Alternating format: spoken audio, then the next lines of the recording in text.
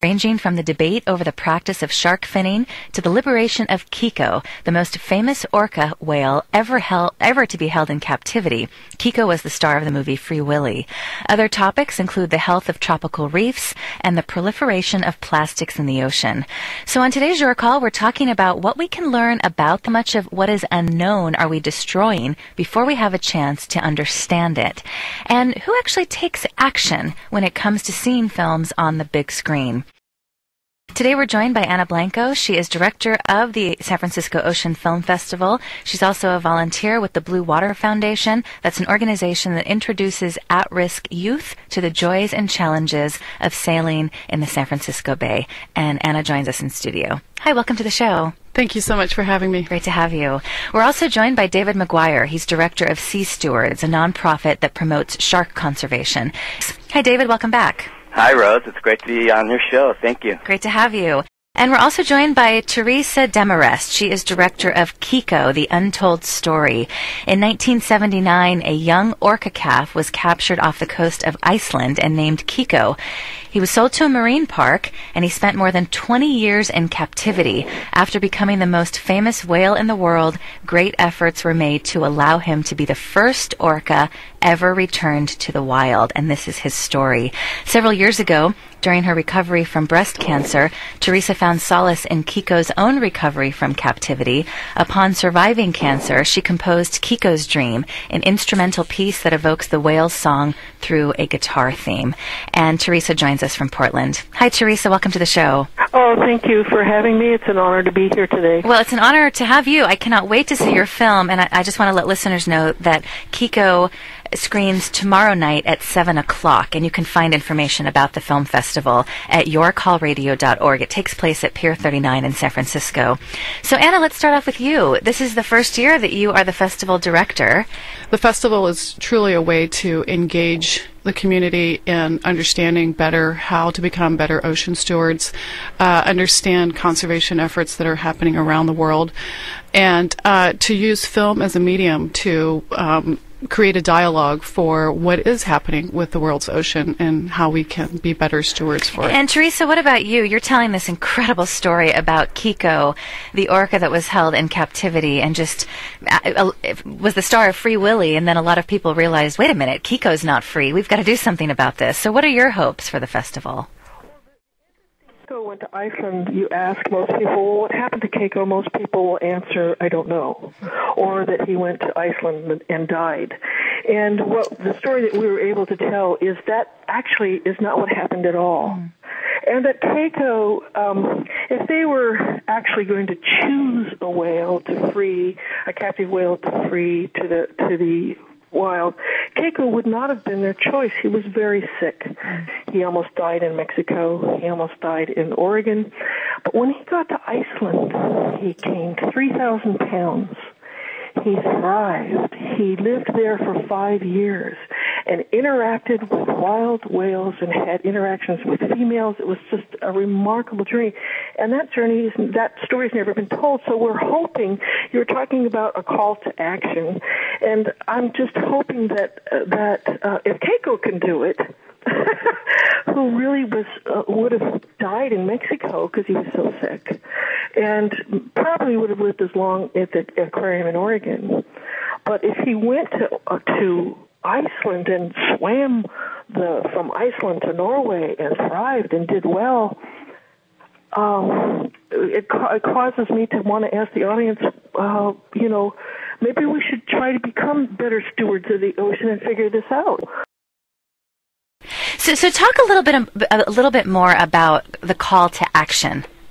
The call to action, when people see our film, when I was doing rough cuts of the film, I had some friends of mine come up from California. They were passing through, and they were going to take their grandchildren to go see go to a marine park and see orcas do tricks for them and pay for that.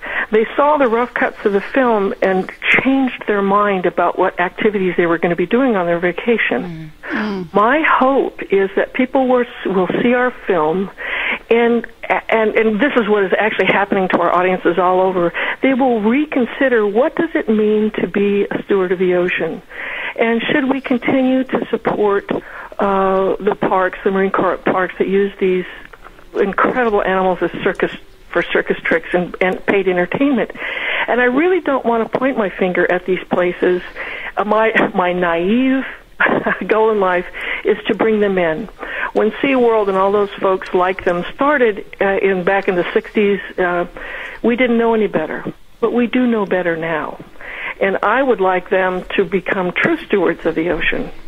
Instead of using these magnificent animals who can swim 300 miles in a day on a lark, following fish, to put them in a tank, in a closet, is maybe not the best use of our educational.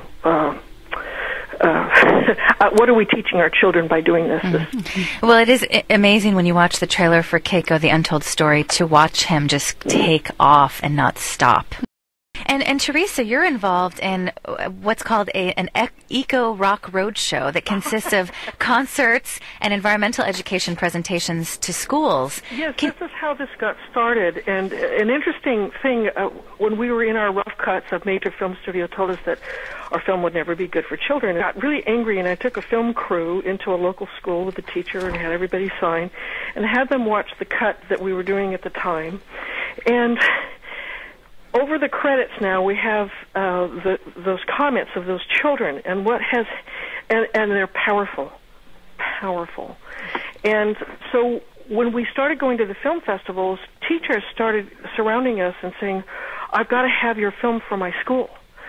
So what we're doing now is we're developing a core curriculum for the schools, and we're targeting it to seniors in high school and above, and those that are in middle school and younger high school can adapt it. But we found the age of child that we showed the film to was 9 to 12, and these kids are the wave of the future. David and Anna both were talking about becoming stewards of the ocean, and how are we going to do this? And we have panels that are happening at the film festival this weekend that are very helpful. But I think this Keiko's Dream Tour, which now we're going to take the film around the country and actually around the world through an educational curriculum program, because right now the film has not been released yet, and I have 3 requests, one in Australia, one in France, one in Billings, Montana. Oh, that's great.